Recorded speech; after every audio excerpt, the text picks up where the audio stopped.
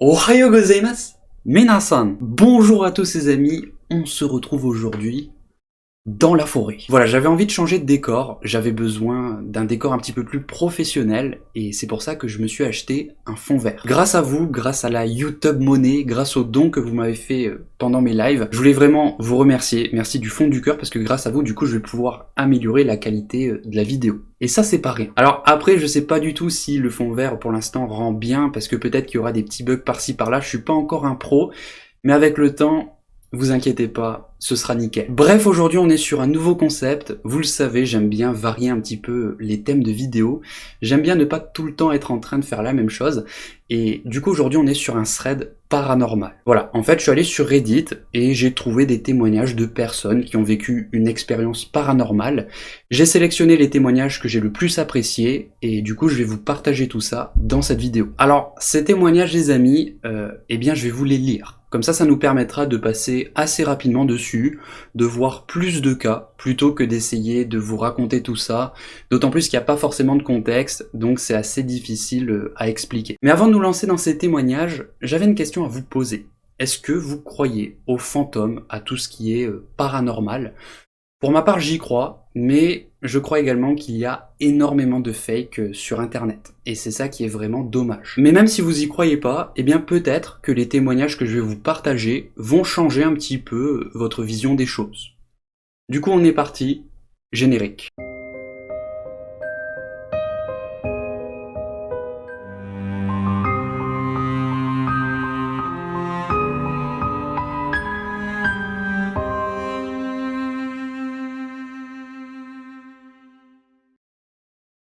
Nous avons emménagé dans une nouvelle maison il y a quelques mois. Alors que nous étions dans les procédures pour acheter la maison, le locataire qui y vivait est décédé de cause naturelle, de façon inattendue. Il avait seulement une quarantaine d'années et il est mort en plein milieu du salon d'une crise cardiaque. Peu de temps après, nous avons emménagé dans la maison et presque immédiatement, notre fille de 2 ans a commencé à nous parler du fantôme qui vit à l'intérieur. Maintenant, soyons réalistes. Elle a 2 ans et les enfants de 2 ans sont facilement influençables. Halloween était récemment passé et vu qu'elle avait un livre sur ce thème-là, il était tout à fait possible que le fantôme dont elle nous parlait provenait de ce livre. Pourtant, elle me disait souvent que le fantôme était dans sa zone de jeu, que le fantôme était dans les escaliers, qu'il se tenait dans un coin de la pièce. Elle ne semblait pas être effrayée par lui et le considérait comme un ami. Donc, je n'étais pas inquiet. Je disais souvent au fantôme qu'il était le bienvenu et qu'il pouvait rester s'il le voulait, mais je lui disais aussi qu'il était libre de partir si ça le rendait plus heureux. Pour moi, le fantôme n'était pas réel, c'était juste l'imagination de ma fille qu'elle tirait de son livre d'Halloween. Je n'y croyais pas, jusqu'au jour où, un matin, nous étions en route pour l'amener à la garderie. Il faisait encore noir dehors, c'était un temps pluvieux. Ma fille m'a dit que le fantôme était à côté d'elle sur la banquette arrière. Ensuite, elle m'a dit qu'aujourd'hui, c'était l'anniversaire du fantôme et qu'elle voulait lui chanter un joyeux anniversaire. Encore une fois, je n'ai pas tenu compte de ce qu'elle disait parce qu'elle avait une obsession pour les anniversaires depuis qu'on a chanté un joyeux anniversaire à la souris Mickey. Mais nous avons quand même chanté un joyeux anniversaire au fantôme pour lui faire plaisir, puis nous avons continué notre journée. Dans la soirée, par pure curiosité, j'ai consulté la nécrologie de l'homme qui est décédé dans notre maison. Et aujourd'hui, c'était son anniversaire. Ce que je trouve d'incroyable, c'est que pendant mes recherches, j'ai lu énormément de témoignages liés au paranormal, et à chaque fois, ces expériences survenaient au cours de l'enfance. Et c'est ça qui est complètement fou, parce que peut-être que les enfants, ils ont quelque chose que les adultes n'ont pas, qui leur permettent de voir les fantômes. Peut-être que leurs yeux ne sont pas totalement formés, et que c'est pour ça qu'ils parviennent à les voir. Je sais pas, mais en tout cas, c'est vraiment bizarre.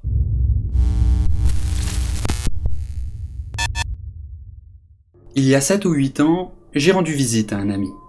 Il vit avec sa famille à la campagne, et juste derrière leur maison, à peu près à une dizaine de mètres, se trouve une clôture. Au-delà de cette clôture, à environ une centaine de mètres, se trouve une zone boisée. Mon ami et sa famille ont affirmé que des trucs effrayants s'étaient produits dans cette zone boisée. Mais je n'y croyais pas. Néanmoins, ce genre de choses me fascine vraiment. Alors, même si je ne crois pas au paranormal ou au surnaturel, il est toujours intéressant de faire plaisir à la pensée. J'ai apporté un chapeau avec moi quand je suis resté chez eux. C'était un chapeau noir avec la signature de Jimi Hendrix brodée dessus. Mon chapeau préféré à l'époque. Mon ami m'a dit que si je jetais le chapeau au-delà de la clôture, pas nécessairement dans la zone boisée, il apparaîtrait à l'intérieur ou près de la maison. Alors je l'ai fait. Une nuit, j'ai jeté mon chapeau par-dessus la clôture, et le lendemain, il était là, sur le porche de la maison. Quoi qu'il en soit, n'importe qui aurait pu faire ça, rien de paranormal à ce sujet. J'ai quand même réessayé plusieurs fois, tout en surveillant mon ami, pour m'assurer que ce n'était pas lui qui récupérait mon chapeau, pour ensuite le mettre à côté de mes affaires, et à chaque fois j'ai obtenu le même résultat. Mon chapeau était soit sur le porche de la maison, soit dans ma chambre, à côté de mes affaires, quelques heures plus tard. Je n'ai pas vu mon ami prendre mon chapeau, mais son frère ou sa sœur aurait pu être dans le coup. J'ai donc essayé autre chose. J'ai pris discrètement l'un des objets de mon ami à son insu, je lui ai pris une boucle de ceinture, et je l'ai jeté par-dessus la clôture, en notant où je l'ai jeté, pour que je puisse la récupérer un petit peu plus tard. Eh bien, je n'ai pas eu besoin de la récupérer, car elle a subi le même sort. Elle était sur le porche de la maison, quelques heures plus tard. Ça m'a un petit peu choqué, mais j'étais toujours sceptique. Je me suis dit que c'était certainement l'un des membres de sa famille qui me voyait jeter un objet par-dessus la clôture, et qui allait ensuite récupérer l'objet que j'avais lancé. Et c'est là qu'arrive la partie vraiment bizarre. Lorsque mon ami et moi sommes allés dans la zone boisée une nuit, nous avons apporté des lampes de poche, et je portais mon chapeau. Après quelques minutes, nos lampes de poche se sont éteintes en même temps. Mon ami s'est arrêté, il m'a regardé droit dans les yeux et m'a dit de revenir immédiatement à la maison en courant. Après m'avoir dit ça, il s'est mis à sprinter vers la maison. Je n'ai pas eu le temps de lui demander quoi que ce soit, je me suis dit qu'il y avait certainement un animal ou quelque chose du genre, donc je me suis mis à courir. Pendant que je courais, j'ai fait tomber mon chapeau. Mais je m'en fichais, j'avais beaucoup trop peur de rester là. Alors j'ai couru. Quand nous sommes rentrés à la maison, j'ai vu mon chapeau qui m'attendait à côté de ma valise. Personne n'était venu avec nous dans la zone boisée, c'est-à-dire que personne n'aurait pu attraper mon chapeau et retourner à la maison plus vite que nous. Ça ne pouvait pas non plus être mon ami, parce qu'il était déjà très loin devant moi quand je l'ai laissé tomber.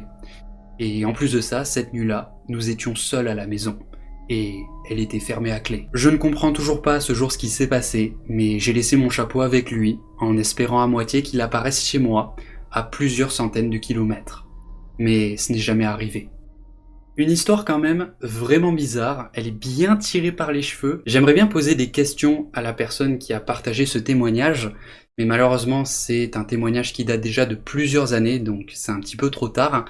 Mais la personne, lorsqu'elle avait partagé ça, elle nous précise que encore aujourd'hui, elle n'est pas sûre à 100% que c'était la famille qui lui faisait une grosse blague. Parce qu'en plus de ça, il s'était passé apparemment d'autres phénomènes paranormaux dans cette maison.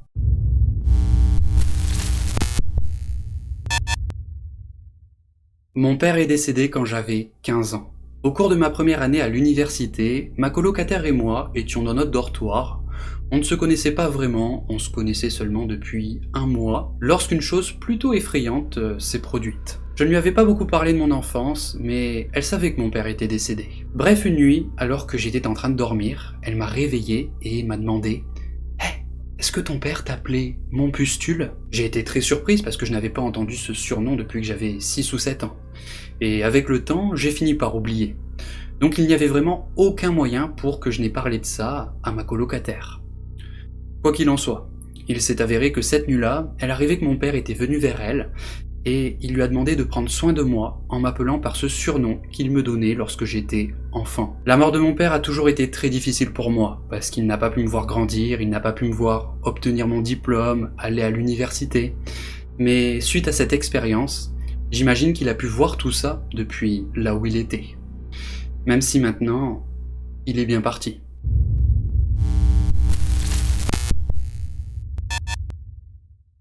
Quand j'étais enfant, j'avais un ami imaginaire qui vivait dans cette énorme commode antique. Une très vieille commode qui était dans ma chambre. La plupart du temps, on se détendait avec mon ami. On était entre potes. Je me souviens très bien que mon ami imaginaire me racontait des histoires, même si je n'ai absolument aucun souvenir du contenu de ces histoires. Il y a un jour où je me souviens avoir parlé à mes parents de mon ami imaginaire.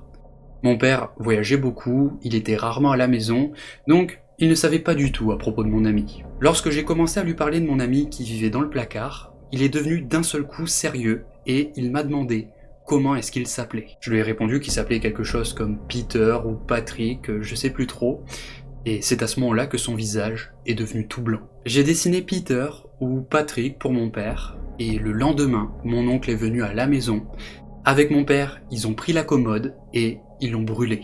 Ce n'est seulement que quelques années plus tard que j'ai découvert que lorsque le petit frère de mon père, donc mon oncle, lorsqu'il était enfant, il avait le même ami imaginaire qui vivait dans cette même commode antique. Après avoir passé quelques mois avec cet ami imaginaire, mon oncle a commencé à faire des terreurs nocturnes. Il ne pouvait plus dormir à cause de Peter ou de Patrick. La situation était devenue si grave qu'ils ont dû le faire sortir de sa chambre pour qu'il revienne à la normale.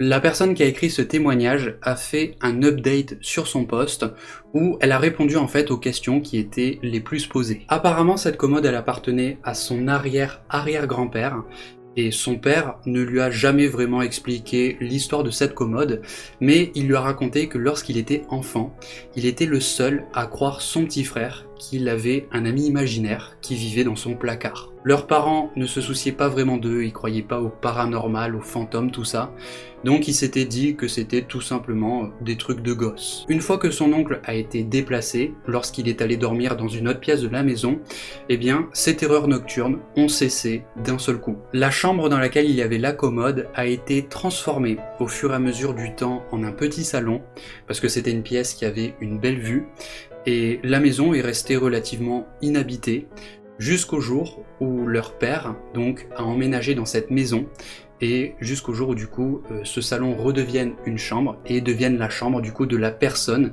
qui nous a raconté son témoignage. Ça fait maintenant 14 ans que la personne qui a écrit cette histoire n'a pas revu son oncle. En fait, il est à l'autre bout du monde et il avait envie de discuter avec lui de cette histoire parce qu'ils ont vécu tous les deux la même chose, mais il n'avait pas envie de ressasser des souvenirs parce qu'en fait son oncle, il était toujours dans l'alcoolisme, il était un petit peu dans la dépression et donc il n'avait pas envie de lui ramener tout ça. Quant à la description de son ami imaginaire, apparemment c'était un vieil homme avec la taille d'un enfant, avec de grandes mains et de longs doigts. Voilà.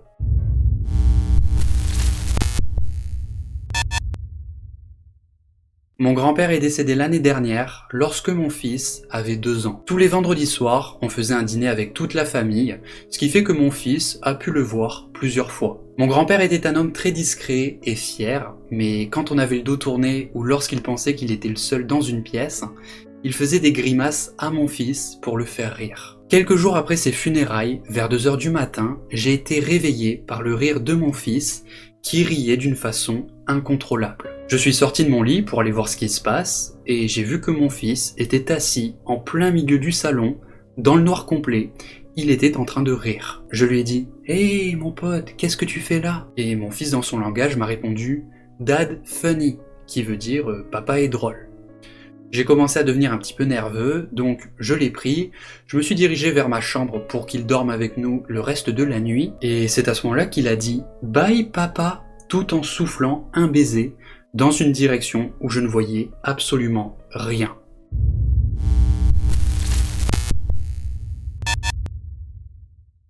Quand j'avais 5 ans, ma sœur jumelle et moi avons attrapé la scarlatine. Nous sommes d'origine américaine, mais les projets de mon père nous a temporairement fait habiter en Inde et nous n'étions pas habitués à l'eau et à la nourriture de là-bas. Nous sommes toutes les deux tombées dans le coma après une forte fièvre. Un jour, je me suis réveillé, voyant ma mère et ma tante qui étaient en train de hurler et de pleurer, tout en tenant ma sœur jumelle qui ne répondait pas. Elle ne respirait plus. Ma mère et ma tante effectuaient des compressions thoraciques, mais ça ne fonctionnait pas. J'essayais désespérément d'attirer leur attention parce que j'étais jeune et je ne comprenais pas ce qu'il se passait, mais rien. Donc je suis retourné dans ma chambre pour me rendormir. Et c'est là que j'ai vu dans le coin de ma chambre le lit de ma sœur. Elle était allongée là, elle respirait normalement. Trouvant ça bizarre, je suis donc retourné dans la pièce où il y avait mes parents, et c'est là que j'ai réalisé que la petite fille qu'elles essayaient désespérément de réanimer était en fait moi-même. Finalement, j'ai vu mes yeux s'ouvrir, puis tout est devenu sombre. Je me suis réveillé quelques semaines plus tard à l'hôpital, aux côtés de ma mère et de ma sœur. Ma mère m'a dit qu'ils essayaient de me réveiller, mais ils n'y parvenaient pas. Nous avons donc été transférés à l'USI. J'étais presque morte. À ce jour, je ne sais toujours pas comment j'ai été témoin de ma propre mort.